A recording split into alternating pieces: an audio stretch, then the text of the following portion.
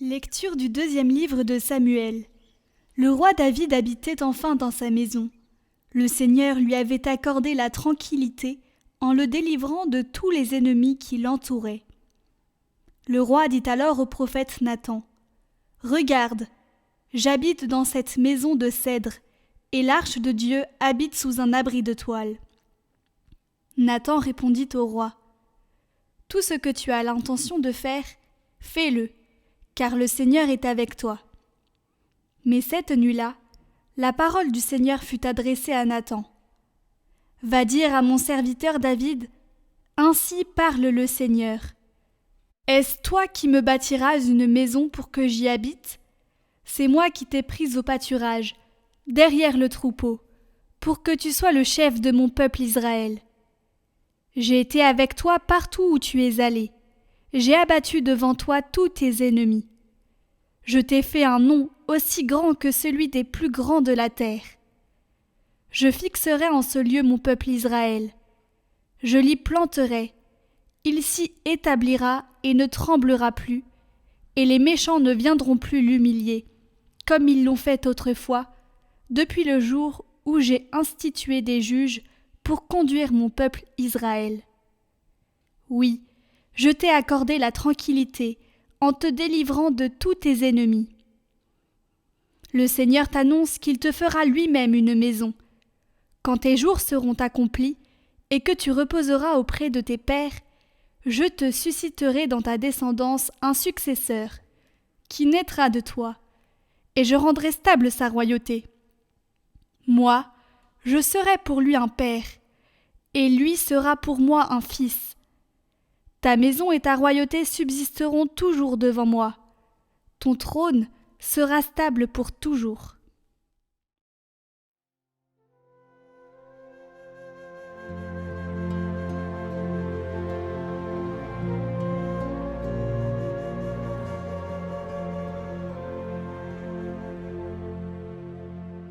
Ton amour, Seigneur, sans fin je le chante.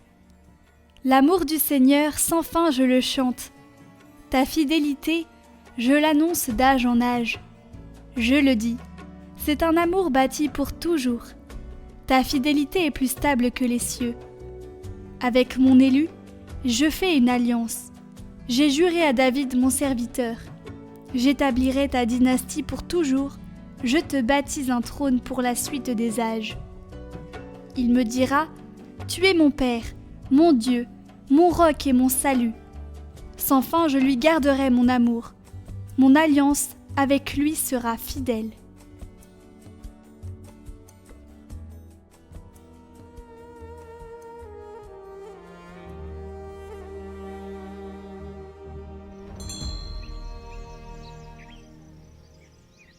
Évangile de Jésus-Christ selon saint Luc. En ce temps-là, à la naissance de Jean-Baptiste, Zacharie son père fut rempli d'Esprit Saint et prononça ces paroles prophétiques. « Béni soit le Seigneur, le Dieu d'Israël, qui visite et rachète son peuple. Il a fait surgir la force qui nous sauve dans la maison de David, son serviteur, comme il l'avait dit par la bouche des saints, par ses prophètes depuis les temps anciens. Salut qui nous arrache à l'ennemi, à la main de tous nos oppresseurs. Amour qu'il montre envers nos pères, mémoire de son alliance sainte. Serment juré à notre père Abraham, de nous rendre sans crainte, afin que, délivrés de la main des ennemis, nous le servions dans la justice et la sainteté, en sa présence tout au long de nos jours. Toi aussi, petit enfant, tu seras appelé prophète du Très-Haut.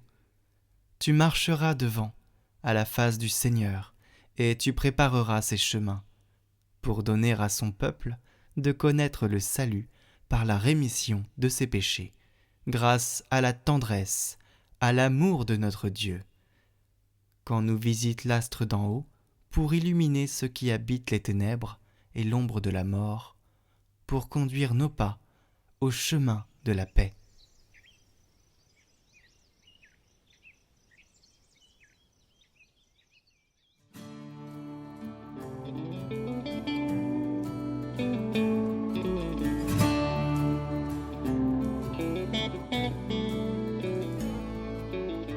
J'ai vu briller l'étoile lumineuse qui m'indiquait le berceau de mon roi.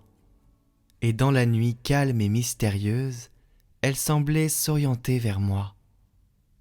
Puis j'entendis pleine de charme la voix de l'ange qui me dit « Recueille-toi, c'est en ton âme que le mystère est accompli. Jésus, splendeur du Père, en toi s'est incarné. Avec la Vierge Mère, étreins ton bien-aimé, il est à toi. » Nous espérons que ce parcours de l'Avent vous aura ouvert le cœur et vous aura permis de comprendre que le Seigneur veut résider à l'intérieur de votre cœur.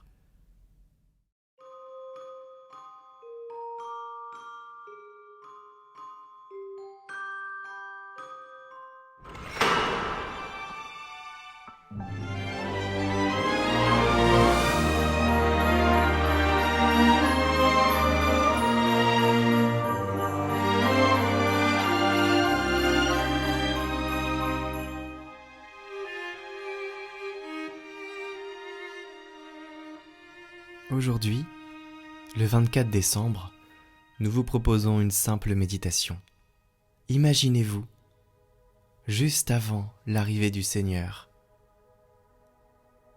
Le terme de 9 mois étant venu, l'édit de l'empereur étant paru, qui ordonnait le dénombrement de tout l'univers, chacun devait se faire inscrire dans sa ville d'origine. Et Joseph voulant se rendre dans la sienne, qui était Bethléem, et sachant que le temps de l'accouchement de son épouse était proche, il l'emmena avec lui. Voilà donc Notre-Dame qui entreprend de nouveau un long voyage. Ils se mettent en route, conduisant un bœuf et un âne. Lorsqu'ils furent arrivés à Bethléem, comme ils étaient pauvres et qu'un grand nombre de voyageurs affluaient dans la ville, ils ne purent trouver de logement. Ici, prenez compassion de Notre-Dame. Et voyez-la, jeune et délicate. Elle n'avait que 15 ans, fatiguée d'une longue route, modestement errante au milieu de toute cette multitude, cherchant où se reposer, sans pouvoir le trouver. Elle et son époux sont repoussés partout, et ils sont obligés de se retirer dans une sorte de caverne où l'on se mettait à l'abri dans les temps de pluie. Là, Joseph, qui était maître charpentier, leur fit vraisemblablement une espèce de clôture. L'accouchement était imminent. Imaginez cet instant.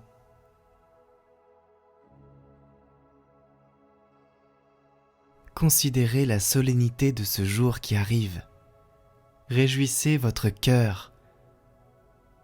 Livrez-vous à l'allégresse, car demain, c'est la fête de Dieu le Père qui a célébré les noces de son Fils avec la nature humaine, à laquelle le Fils va s'unir inséparablement. Demain viendra le temps de la nativité, hors du sein virginal. Ce sera la fête de l'Esprit Saint à cause de cette œuvre merveilleuse et unique, de l'incarnation dont il a été l'auteur. Demain commencera la rédemption et la réconciliation du monde entier. Le Fils va rendre une obéissance nouvelle au Père pour accomplir notre salut. Demain, il deviendra l'un de nous.